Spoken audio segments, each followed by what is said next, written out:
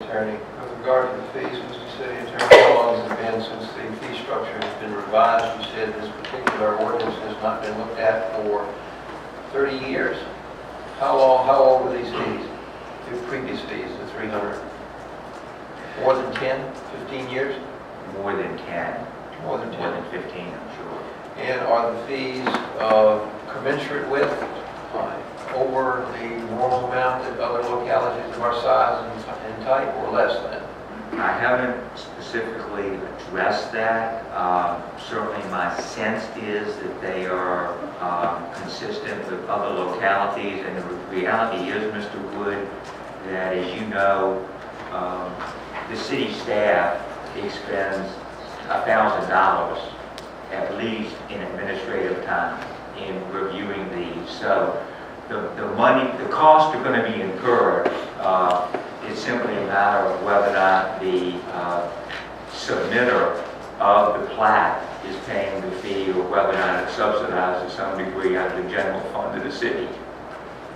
And the fees of $1,000, I know this is not possible, but you can't exactly quantify, because each plat is different, each piece of land is different, and each project is different.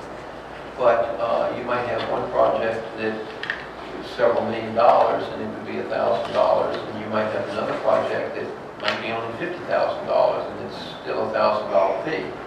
There's no provision for a sliding scale based on the size of the project or the extent of the project. I would presume largely because the review of the plat, whether it is a plat for a $50,000 building or a $250,000 building, probably not much difference, is it? Not to my knowledge, Mr. Wood. I wouldn't think so. I must think, I'm sure you have to see his eyes brighten over there. It wouldn't make a whole lot of difference. You have to go through the same procedure regardless of the value of the project. Correct. And would $1,000 be only a portion of the time that it would take the department to review? I mean, to quantify this, are we looking at 10% or 50% or 75%, or no way to really quantify that? I don't think there's a way to quantify it, because as you indicated, it's really going to depend on the size of the project to some degree, and the amount of discussion and consideration that goes into it. Okay. Thank you. Anybody else?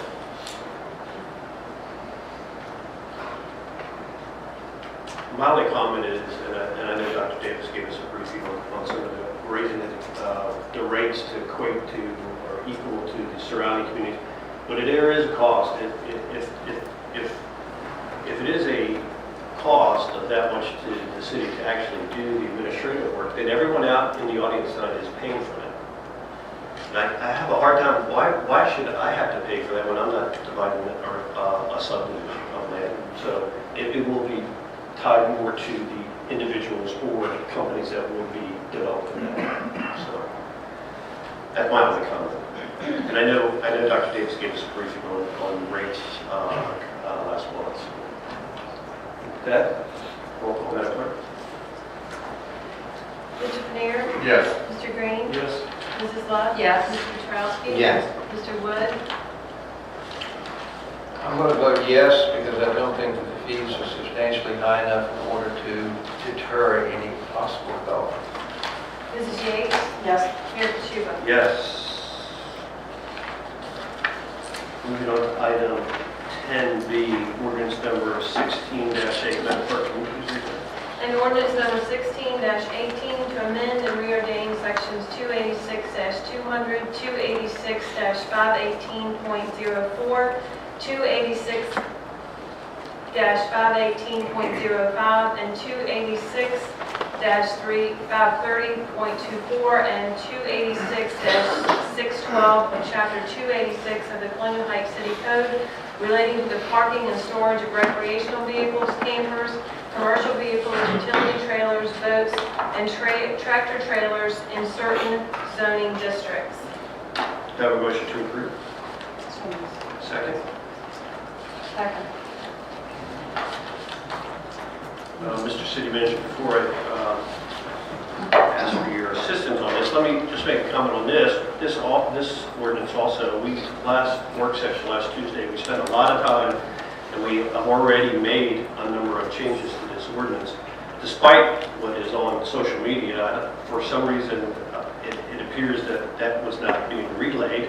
And I just want to take a moment to say that each one of these city council members, they all have emails, they all have phone numbers, and if you really want information on certain ordinances and codes and things of that nature, please, they spend a lot of time studying, reviewing, talking to the city manager, talking to the director of planning and community development, the city attorney. They have a wealth of information. Please come. Feel free to email or call them and myself if you want some clarification or you need some information on these. Because a lot of times what's being posted is not always accurate. And we'll try to get you the best answer we can. And we're always available for you. Yes, Mr. Green. I would like the opportunity for the citizens to voice their concerns in this public hearing since it's been called. But after hearing them, I would like the board to consider tabling this matter until the revisions that have been discussed can actually be composed and presented back to council before we have a first reading vote. And that would be our plan. We're not going to vote on this tonight. We are going to listen to the citizens to see if we can make any more changes to the code. Mr. City Manager, do you have a chart that shows what changes were made? Not really. You want to go ahead and Yeah, we can go. I assume we don't need to go through the whole presentation. No, but I know there's like 4 key points. So I think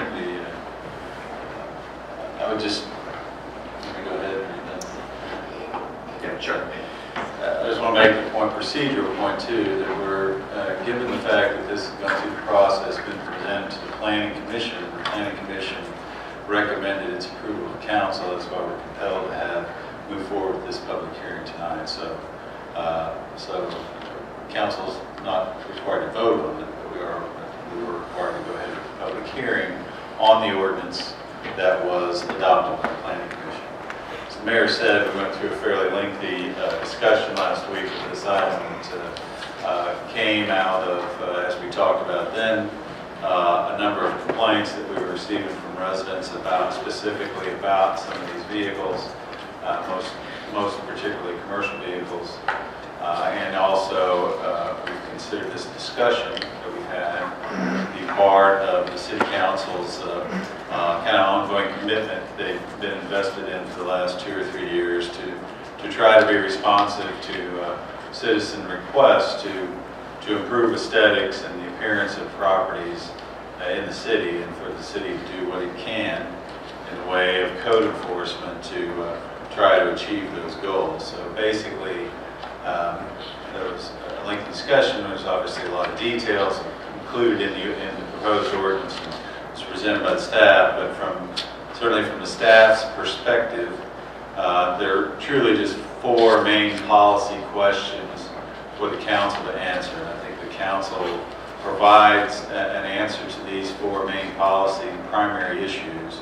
Then what the size and shape details of the ordinance will kind of naturally take place. As we talked about, not in any particular order, but certainly as it relates to everything but commercial vehicles. The first 3 apply. It's the basic concept of should there be a limit to the number of these such vehicles that residents are permitted to have on their property? Should there be some limitation to the size of what those vehicles should be? And should there be a restriction that requires, stipulates where these pieces of equipment should be parked, namely behind the front line of the main structure, or basically the side or rear yard. And then finally, as it relates to this matter, because they're actually in the same code section, is kind of the bigger, broader topic of commercial vehicles. Should they be allowed to be parked on residential properties, and if we're going to restrict them, how would we do that? So as part of the council's discussion last week, we were able to knock out the first 2 issues fairly quickly, and the council unanimously voted very specifically that they would not support and that we should eliminate any restriction in the city code on the number of campers, trailers, boats, those kind of things that somebody can have on their property. And council also said that there would not be a limitation on the size of such vehicles, meaning there previously in the ordinance that was initially brought forward to start the discussion, I think it was stipulated there be a 21-foot limit in there. So the council discussed whether there should be any limit at all, and they, in both cases on these questions, have given a definitive answer to both. So it's their intention to neither have a limit on the number of RVs, campers, commercial trailers, utility trailers, boats that can be parked, nor to restrict the size. Now, what remains from a policy standpoint are these two primary questions. The issue of where these vehicles should there be a restriction on exactly where they can be parked on the property, particularly should they be located only in the side and rear yard. And then the bigger question, as you said, we talked about commercial vehicles. Should we restrict those in residential areas? And if so, what's the restriction? Should we restrict the number? Should we restrict the size? That's a little bit broader topic for us to discuss, I think. I would just add a couple of points that, as we were talking about, we were compelled to move forward with this public hearing tonight. So again, to have an understanding of the issue where we're at this moment, the ordinance that is subject to the public hearing does in fact state these stipulations, but the council's already determined that the first two would not apply, and has directed staff to make the appropriate changes at the appropriate time. And when I say the appropriate time, I'd say that we're not under any particular time constraint to pass a new ordinance. But as we talked about last week, we do have to pass a new ordinance. If we don't amend the code, what is on the code now, that as we talked about last week, the city is not enforced. What's on the code now is actually more restrictive than what's being just talked about now. So at some point, we do need to amend the code. But we're not under particularly any time constraint after tonight to move forward with this issue, and that affords council the opportunity to have further deliberations on this before we make a determination about how to proceed. So with that, we don't have particularly any more information than we shared last time, Mayor, but I think that kind of recaps where we are. And again, this is another issue where there's obviously a lot of details to be worked out that will come from staff from an enforcement standpoint, but if we get the main policy issues answered, I'm confident the particulars will fall into place. Thank you, Mr. City Manager. Appreciate that. With that, I'm going to open it up to the public. We had a signed sheet for the public that wanted to address this issue tonight. And the first person on there is Jim Host, who wants to come forward.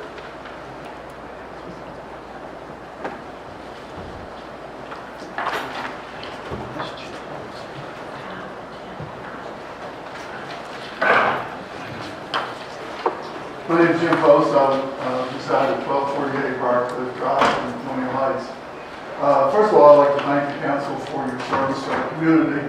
And you've taken away some of what I was going to say when you changed the first and second items, not restricting how many of a certain item we can own in the city and the length of that. I'd like to address the requirement to park behind the front line of the house or the main structure. I'm one that believes that it's my property, and I should be able to park my RV, my boat, wherever I would like to park it, i.e. the driveway.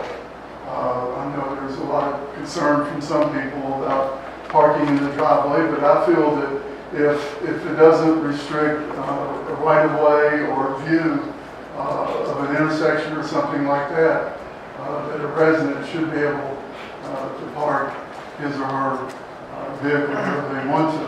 And as far as commercial vehicles go, I feel the same way. I don't see why a commercial vehicle can't be parked in the driveway or inside the house or wherever that person feels that they would like to park it. And with that, that's all I'd really like to say. I don't want to take too much of your time. Thank you. Thank you for your time.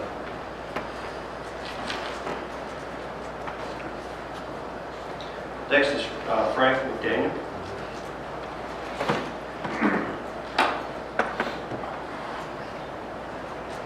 I'm Frank McDaniel, 409 MacArthur Avenue, and I called one of the councils today and spoke with them, but I'm like the other gentleman. The first two items are concerned to me with the changes you've made. I'm very pleased with those. And while the third item does not affect me because where I park my RV is in compliance with and behind the front line of the house, I do think that there are folks in the city of Colonial Heights who have a situation where they can't get an RV into their backyard, or they don't have a backyard that they can even park one in. And if their RV would fit in their driveway without blocking right away or blocking view of an intersection or something, and as long as it's properly maintained, I don't see why they shouldn't be able to park it in their driveway. Thank you. Thank you. Thank you for your time.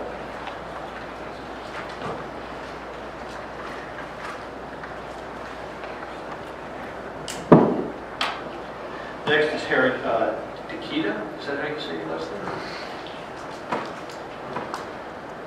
Ladies and gentlemen, my name is Harry Dean, and I live at 709 Elko Avenue here in Colonial Heights.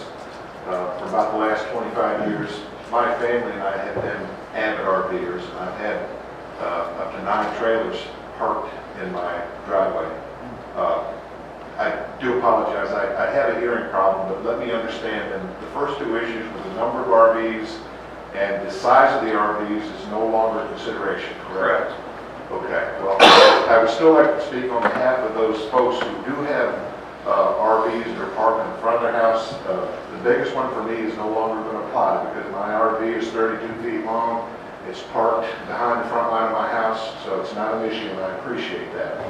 But to those who do have RVs, one of the things about people who do own RVs, RVers are people who enjoy their freedom. And it sounds to me like we're considering taking away part of their freedom by not allowing them to park their RVs on their property, whether it be behind or in front of their house.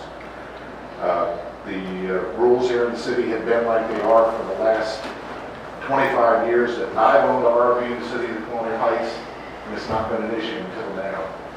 I guess what it boils down to is the old saying, if it ain't broke, don't fix it.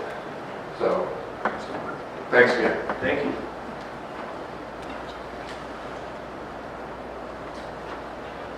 Next is Michael Jordan.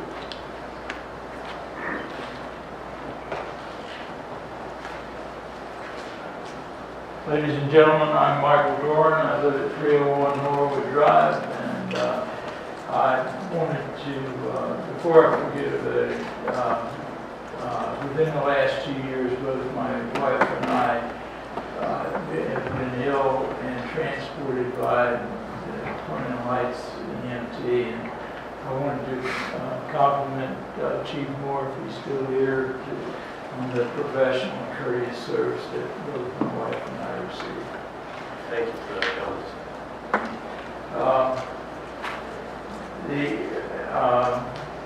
I live at 301 Norwood Drive, 202 Norwood Drive. There's a tow truck business being run, and I think there are matters of safety. There's always congestion down there. They're coming and going all times of day and night. Noise is a factor. This may address other code sections that deal with the type of business you can operate with. In addition to their trucks, the other day there was a delivery truck delivering uniforms, a large truck in the neighborhood. I think that the noise and the safety, we have bicyclists and walkers coming and going, and I think that's a concern. The other concern to me is property values. I think we can do much to hurt our property values when we have commercial vehicles all over the neighborhood. I have pictures, I'd be glad to share with you, but there are records being parked on the city street. It's a fairly wide street, but these are large commercial vehicles.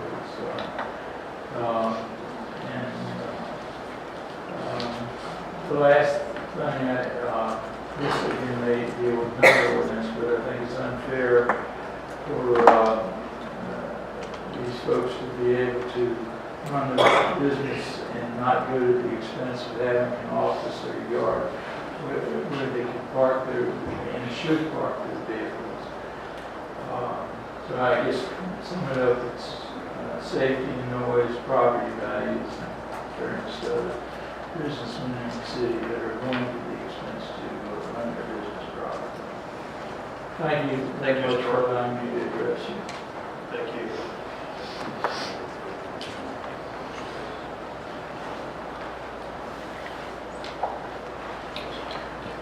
Adam, to keep.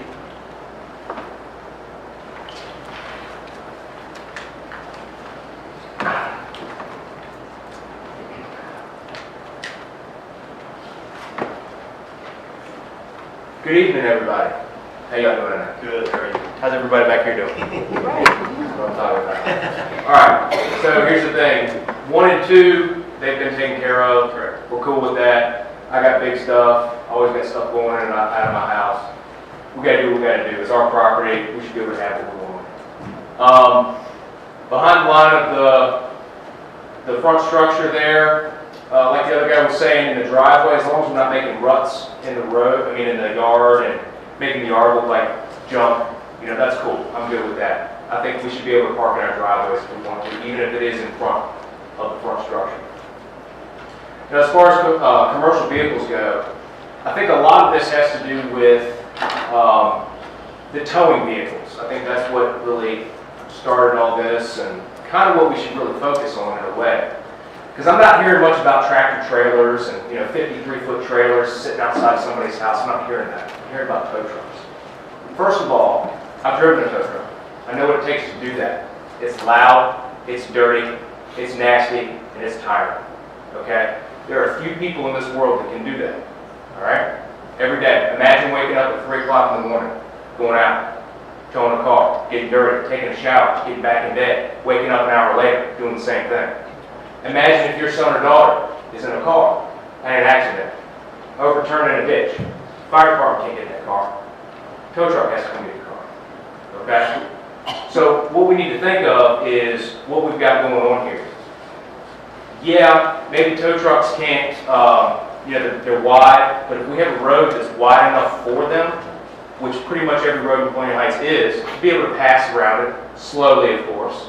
We have to take our discretion at how fast we go. I think it would be okay to do that. We need services like this. We need commercial vehicles in the city. It brings taxes, huge money. The more tow trucks that we have, the more tractors and trailers that we have, the more personal property tax, the more taxes, all that other stuff, so that you guys can be here in this beautiful building, we can be here in this beautiful building and have a nice city like we did. So I think what we need to do is really look at how things are. If you've got a nasty looking vehicle sitting in front of your house that has no inspection sticker and no license plate, I'm good with that. We need to get that out of there. But if you've got a nice looking vehicle that serves a purpose and helps other people, I say roll with it. Thank you. Thank you. Appreciate your time.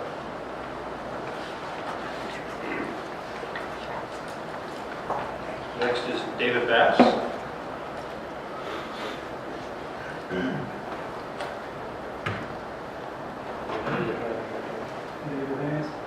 David Bass.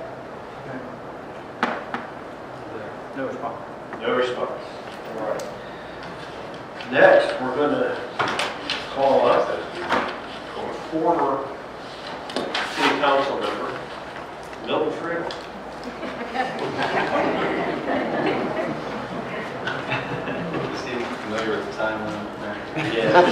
And I would like to right now go ahead and try to apply for more time. First off, I'd like to thank everybody for coming. I'm Milton Freeland, 117 Hanover Avenue. And Mayor Wood, I have sincerest condolences to you and your family and your loss of your I just can't imagine what you're going through. I can't just be here tonight. I mean, do it. It's just unbelievable. Thank you, Bill. But first, I want to talk about the existing ordinance. First thing I want to talk about is the microphone system at the hallway. We did not get our money's worth when we bought that system. It stinks. We need to have it readjusted, refit, something going on because it doesn't work. It's no better than it was, and we spent good money to fix it, and it's not fixed. But that not being on the non-agenda item, I can't talk about that. Proposed ordinance that y'all have discussed last week, I was not here.